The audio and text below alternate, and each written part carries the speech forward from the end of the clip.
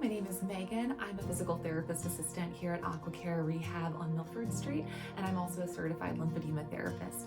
Today I'm going to be showing you how to do self-manual lymphatic drainage, which is a really important tool in managing lymphedema if you've been diagnosed with it. So to begin, you always want to start with the abdomen as long as there's no reason to avoid it, such as stents or anything like that, or recent abdominal surgeries. You have two deep lymphatic ducts alongside your spine, and we want to empty those out so that way there's somewhere for the fluid in your arm or in your leg to go to. So to begin, you're going to place hand over hand right above the left hip, and you're going to do pressure on towards the belly button and then release your pressure and repeat that 10 times. Always moving towards the belly button with moderate pressure. If there's any pain in this area, then just skip over it. You can always just do deep breathing instead if your belly is just overall too tender to tolerate this. Once you've done about 10 repetitions over the left hip, you're going to transfer over to the right hip and follow the same rules. Pressure on towards the belly button, release your pressure, and repeat that 10 times here. After that, you're going to move below the right rib cage, and still moving towards the belly button, pressure on towards, and then release. Then you're going to come between the rib cage, pressure up on, move down, and then come below the left rib cage, pressure on towards the belly button, release. And you can spend as much time doing that sequence as you'd like. The minimum would be 10 repetitions in each spot. So 10 above the left hip, 10 above the right, 10 below the right rib cage, 10 in the middle, and then 10 below the left rib cage. After you've done that, you're gonna do diaphragmatic breathing, which can be a little bit trickier than it sounds. Ideally, you wanna have your back supported so that your belly can relax, and just focus on taking nice deep breaths in through the nose and out through the nose. As you inhale, your belly should expand like a balloon, and as you exhale, your belly should deflate. So it's a little counterintuitive, but it gets easier with practice. You can even put your hands over your belly just so that you can feel what you're doing. So on your inhale, you should feel it expand. On the exhale, you should feel it lower. And spend about a minute just taking nice deep breaths in. Once you have prepared your abdomen, you're going to come to the neck. So hands can be here or here, whatever's comfortable for you. The key at this point is to think more about stretching the skin. So it's a very gentle touch. You're going to stretch the skin back and then pull it towards the neck and then release. So you're doing this little half circle motion. You can do one hand at a time if that's more comfortable for you, but if it's tolerable, both hands at the same time can get it done a little bit faster. And again, the same rule applies, about 10 repetitions here, just pressure on, pressure off. So push the skin back, pull it towards the neck, and then release your pressure. Otherwise, you're just moving fluid back to where it already was. Once you've done 10 there, you're gonna come behind your neck, move your fingers towards your spine, and then push down your spine, release your pressure. So the pressure is in, down, release, 10 times in that position. All right. So now it's going to depend on where your lymphedema is. Say you have left arm lymphedema, that means that the lymph nodes in this underarm are compromised. So we're going to use the healthy lymph nodes that are in the right armpit or that are in the left groin. If you've had lymph nodes removed from the right armpit, then you're going to skip that part and just use the lymph nodes in the groin. If you're using the lymph nodes in the groin, you're going to do half circles here directly over that crease where the thigh and the abdomen meet. And it's just, again, a pressure on, pressure off, just like you did over the belly. You're going to move in and up, release your pressure 10 times. Just essentially milking those healthy lymph nodes, emptying them out so that way there's somewhere for the fluid in your arm to move down to. There's a lot of prep before you actually get to the swollen limb. Once you've done 10 repetitions here at the groin, you're going to create a pathway down the side of your body. Think about making sure that you move the fluid down towards the healthy lymph nodes. We're trying to discourage fluid from the arm, so you never want to move up, you want to move down. So starting right here on the side, you're just going to put a half circle down, and just slowly work your way down the side body, pressure on, pressure off, creating that pathway down the side of your body towards the healthy lymph nodes that are in the groin. So it's going to be pressure on, pressure off, stretching the skin towards the hip. And you can do about 10 passes there. You're more than welcome to do more, but you just don't want to do less than 10 passes. Again, we're just creating a pathway for the fluid to move to.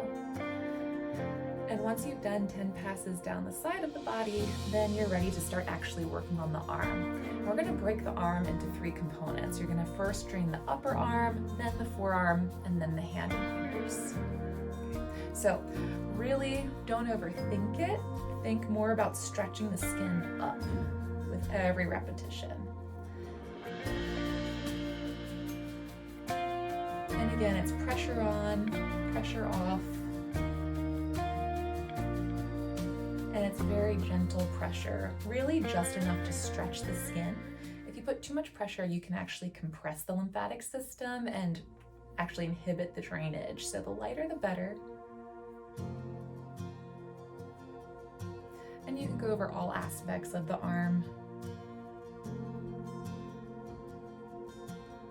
If you'd like, once you've done the upper arm, you can focus on the cubital fossa nodes. So right in the crease of the elbow, you can just do little circles there. There are just a handful of deeper nodes there that can help facilitate the drainage a little bit better. And then once you've worked on the cubital nodes, then you can come to the forearm. And again, it's just pressure on, pressure off, always moving up towards where we want the fluid to go, never pushing the fluid towards the fingers. And again, just try to cover all aspects of the arm.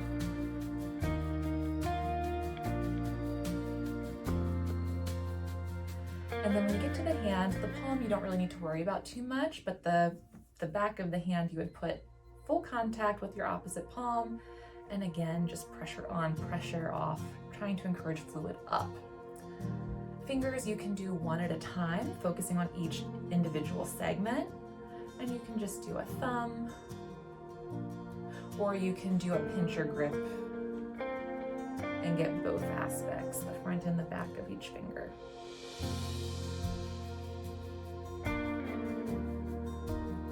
And you would definitely spend more time doing this than I'm showing, but just for demonstration's purpose. Okay. So once you've worked on the whole arm, you're just going to do a quick pass to kind of retrace the pathway that you've created. So we'll just throw everything in reverse. You're going to work on the back of the hand just for a couple of passes, and then work on the forearm for a couple of passes.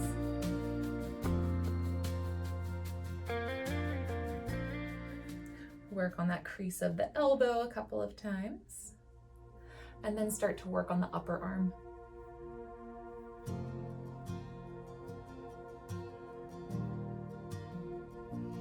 Okay, so now we've moved all this fluid up. Now it's time to send it to the lymph nodes that we prepared in the groin. So you're just going to retrace that pathway that you created down the side of your body. And you can do this on yourself. If you have a loved one that's willing to help you, they can certainly help you as well. Now, say that the right arm had healthy lymph nodes, no lymph nodes were removed from here, and there's no swelling in that arm. You also have the option to create a pathway towards the healthy lymph nodes that are in the armpit on this side. So same rules would apply. You're going to create a pathway going across your chest, again, encouraging the fluid towards the healthy lymph nodes. You would do about 10 passes there. So those are your 2 options. If you have left arm swelling, if these lymph nodes are healthy, you can create a path, send it to these healthy lymph nodes in this armpit, or you can create a path down the side of the body, sending it to the healthy nodes that are in the groin. You can do both or just one or the other.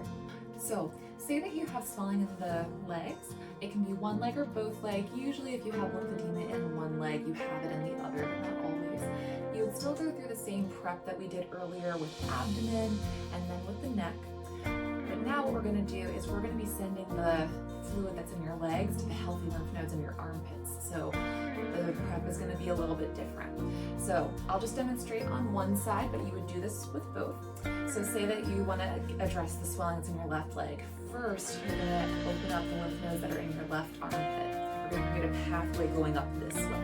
So you're gonna take a flat hand, put it right in the dark and moist of your armpit, and you're gonna do pressure on, pressure off, this little half circles right in the armpit, milking those lymph nodes, emptying them out so there's somewhere for the fluid to go. And because we're trying to send fluid up, the direction of our hand is going to be a little bit different when we create that pathway. So once you've milked essentially the armpit on this side, you're going to start to create a path, doing half circles up from the hip all the way to the armpit on this side. Same rules apply though otherwise. 10 repetitions, light pressure, really just enough to stretch the skin, and you're only pushing the pressure up. If you push down, then you're sending fluid towards the legs, which is the opposite of what we're trying to accomplish. So once you've done your 10 passes going up the side, you're going to work on the leg. So you're going to start on the side of the thigh.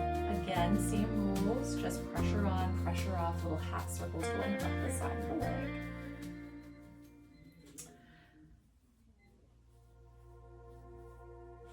And once you've done about 10 passes there, you've kind of created this little trough essentially, and we're gonna push everything in the front of the thigh and the middle of the thigh over into it. So the direction's a little bit different.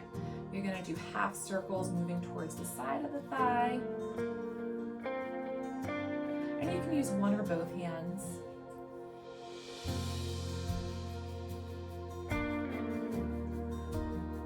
Trying to move that fluid from the inner thigh to the outer thigh now.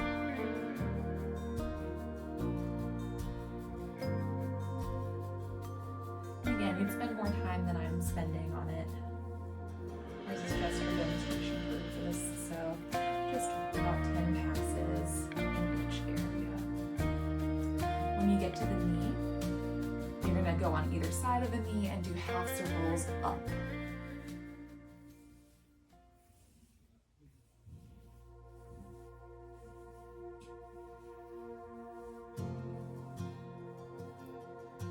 And then once the knee is done being prepped, as best you can, you're going to try and move the fluid that's in the lower leg. So you may need some help for this one because it can be kind of hard to reach that far. But even if all you do during your manual lymphatic drainage sequence is the abdominal component, the diaphragmatic breathing, the massage there, that'll actually create a vacuum effect and pull lymph from everywhere. So even if you can't reach your legs, do what you can and definitely focus on that abdominal component. Everyone can at least do the diaphragmatic breathing.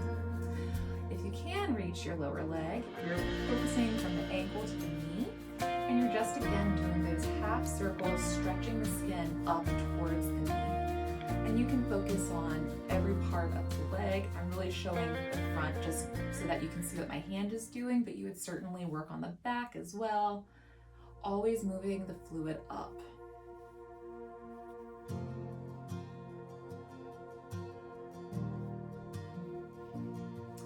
And once you're done working on the lower leg, you can start to focus on the ankles and the foot. So the ankles, you would just put fingertips underneath of the bony parts of your ankle and just do little half circles with your fingertips going upwards. And once you've spent some time there, you're going to move to the top of the foot. Again, flat hand, think more about surface area. And you do half circles moving up there, stretching the skin. And then if you can reach your toes, you can definitely try and work on your toes. Just a little pincher grip, and you're pulling your thumb, the pressure of your thumb up. Half circle. Pressure on, release. Pressure on, release.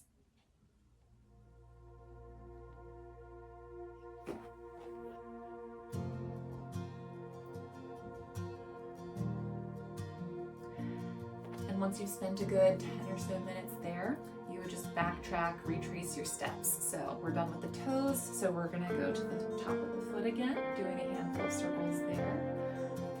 Remembering that you don't have to spend as much time when you're backtracking. So it's really just a couple passes in each area that you already focused on. So you'll go from the top of the foot, and then you'll come to the ankle and do your half circles there.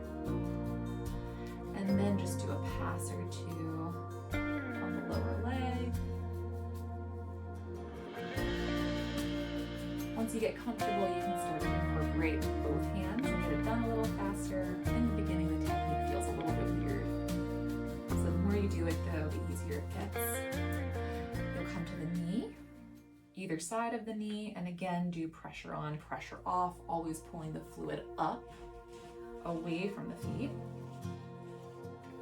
And then we're gonna move that fluid in the thigh from the middle to the outside.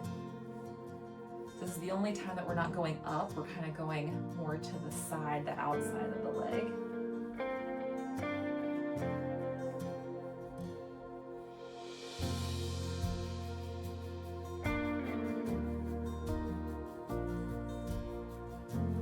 And once you've done a couple passes there, you're going to do circles up the side of the leg.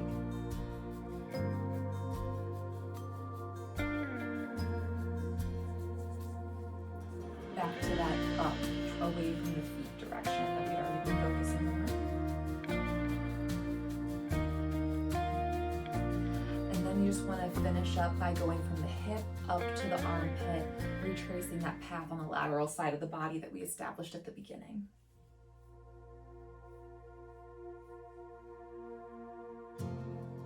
Pressure on, always moving the fluid up, not down.